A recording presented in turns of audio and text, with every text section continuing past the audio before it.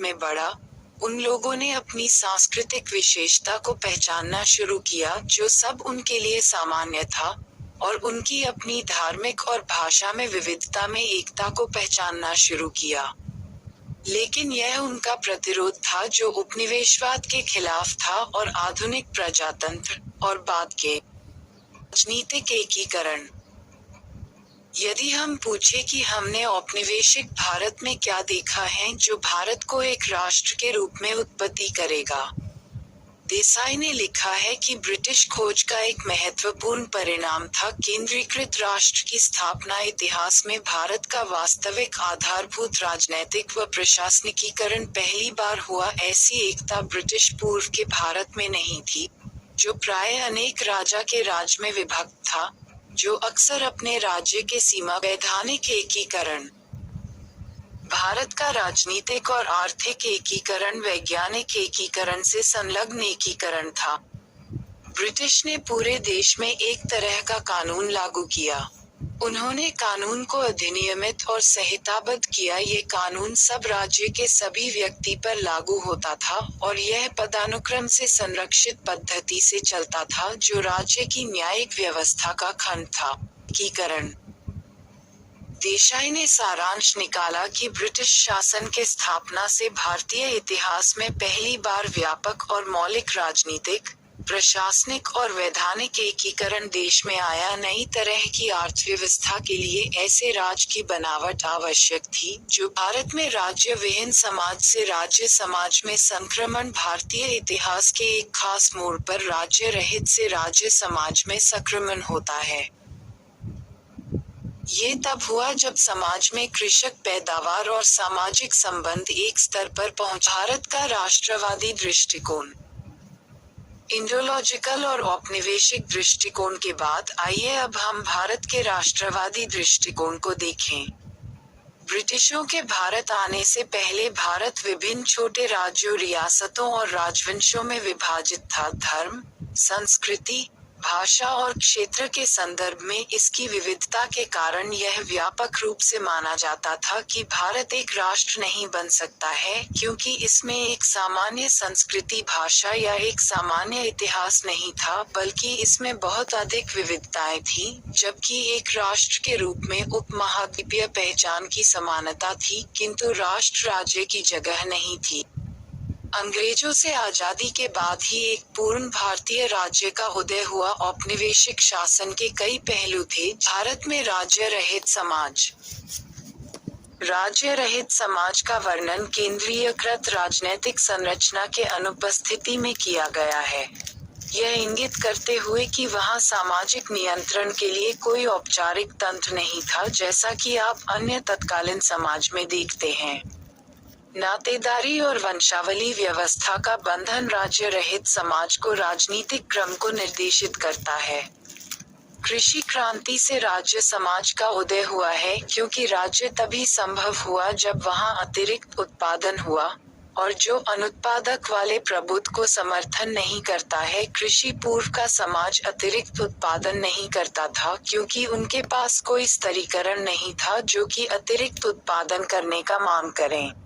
में धर्म प्रचारक, मिशनरीज। भारत में मिशनरीज 19वीं शताब्दी की शुरुआत में भारतीय समाज में मिशनरियों द्वारा लिखित Claudius Buchanan, William Carey, William ward और सर जॉन शोर के काफी साहित्य देखे गए जिन्होंने हिंदू धर्म की निंदा की और ईसाई धर्म के प्रसार आशा देखी। अबे डुबोइस जैसे धर्म प्रचारक, मिशनरीज, जाति को वर्ण व्यवस्था के रूप में समझते थे जिसे ईसाई धर्म में परिवर्तन के लिए एक बाधा के रूप में देखा गया था। प्राच्यविदों, ओरिएनलिस्ट्स, धर्म प्रचारकों, मिशनरीज ने स्वीकार किया और सहमति व्यक्त की। कोहन 1968 की धार्मिक विचार और व्यवहार सभी सामाजिक संरचना को ब्राह्मणों की वर्णों के ब्राह्म विवाह के ओरिजिनलिस्ट आदर्श से भा था कि कोई भय है। ग्रंथों के ज्ञान पर अपने नियंत्रण के माध्यम से के रखवाले। उपनिवेशवाद के दौरान विभिन्न दृष्टिकोणों का उद्भव। भारतीय संस्कृति और समाज का विश्लेषण और व्याख्या करने के लिए विभिन्न दृष्टिकोणों का प्रयोग किया गया है। इस खंड में हम कुछ विस्तार से भारतीय समाज के वैचारिक औपनिवेशिक और राष्ट्रवादी विचारों को देखेंगे। में भारतवादी दृष्टिकोण विभिन्न जातीय समूहों और संस्कृतियों के लोगों पर शासन करने की आवश्यकता ने यूरोपीय शासकों में शासितों के जीवन और संस्कृतियों का अध्ययन करने के लिए 24(3) भारत एक उपनिवेश के रूप में आओ तात्कालिक रुचि पैदा की। बर्नार्ड कोहन 1968 का तर्क है कि ब्रिटिश प्राच्यविदों ओरिएंटलिस्ट्स का भारतीय भाषाओं का अध्ययन नियंत्रण और आदेश की औपनिवेशिक परियोजना के लिए महत्वपूर्ण था। कलकत्ता के फोर्ट विलियम्स में कॉलेज की स्थापना इस विशिष्ट लक्ष्य के साथ की गई कि युवा प्रशासनिक अधिकारियों को संस्कृत और अन्य भारतीय भाषाओं और संस्कृति का प्रशिक्षण दिया जा सके।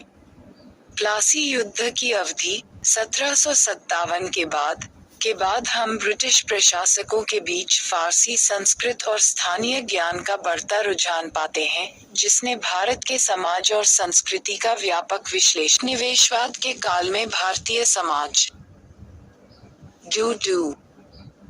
आओ ओपल्स RSITY।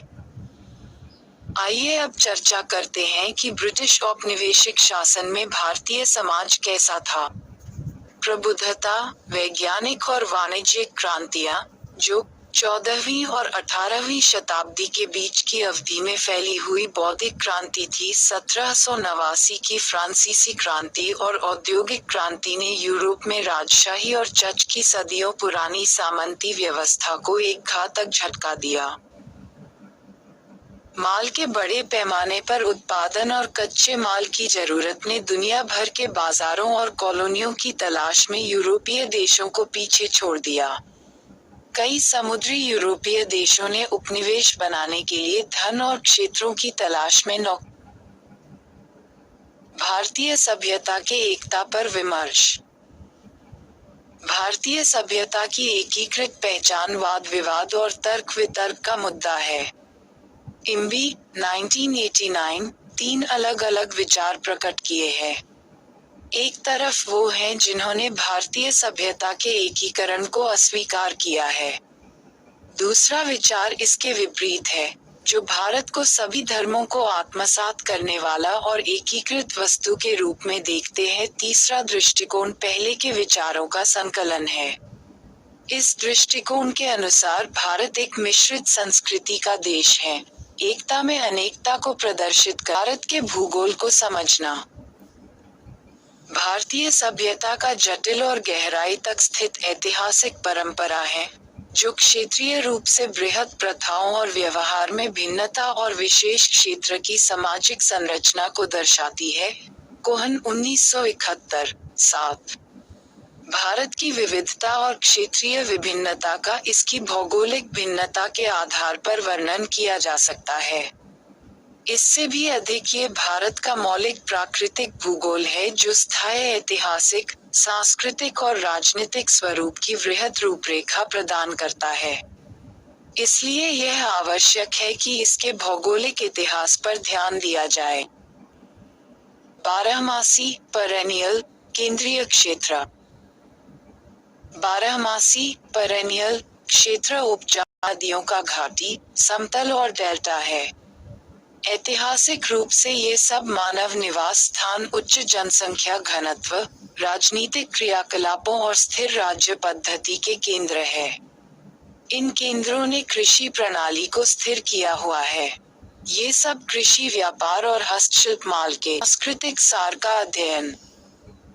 यह उपागम आवश्यक रीति और प्रक्रिया की खोज पर जोर देता है। भारत की शुरुआत से ही सांस्कृतिक सार भारतीय सभ्यता के सच्चे प्रतिनिधि है, लेकिन गुण और तत्व नहीं। सांस्कृतिक मूल तत्व भारत को इसके सच्चे अर्थ में बताता है, जो इसने वर्षों के ऐतिहासिक और अन्य अनेक अनिवार्यताओं के कारण आत्मसात किया है। ये बताता है कि भारत को सांख्यिक रूप से नहीं नापा जा सकता है, यद्यपि इसका सार विचार जैसे कि अनेकता में एकता, सहिष्णुता, सांस्कृतिक संचार का अध्ययन, सांस्कृतिक संचार दृष्टिकोण उन तरीकों और प्रक्रिया पर प्रकाश डालता है जिसके माध्यम से सभ्यता व्यवस्था के तत्व समाज के विभिन्न स्तर पर हस्तांतरित और संचारित होते हैं। ये भारतीय सभ्यता की संरचना के एकीकरण की ओर ध्यान आकर्षित करता है। मानव समाज वैज्ञानिकों मैकिम मेरियट 1995 और रॉबर्ट रेडफील्ड 1956 का कार्य सभ्यता के विभिन्न भागों में समझने के लिए महत्वपूर्ण मुख्य आधार प्रदान करता है। मेरियट ने सार्वभौमिकरण। मैक्सी मेरियट का काम एक स्वदेशी सभ्यता में छोटा समुदाय 1955 स्थानीकीकरण और सार्वभौमिकरण की दोहरी संकल्पना का प्रस्ताव प्रस्तुत किया ताकि भारत में महान बृहद परंपरा और लघु परंपरा के बीच सांस्कृतिक आदान प्रदान का वर्णन कर सके। सार्वभौमिकरण एक प्रक्रिया है जिसके तहत लघु परंपरा को व्यापक रूप से बृहद परंपरा में बदला जाता है। दूसरे शब्दों में स्थानीय अधिकार महत्व और सांस्कृतिक विचार को सर्वव्यापी सांस्कृतिक विश्वास व्यवस्था के द्वारा व्यवस्थापन और मानकीकरण से जोड़ता है। अपनी बात को समझाने के लिए उन्होंने दिवाली प्रकाश पर्व को लिया जो स्थानीय रूप से किशनगिरी गांव में धन और समृद्धि की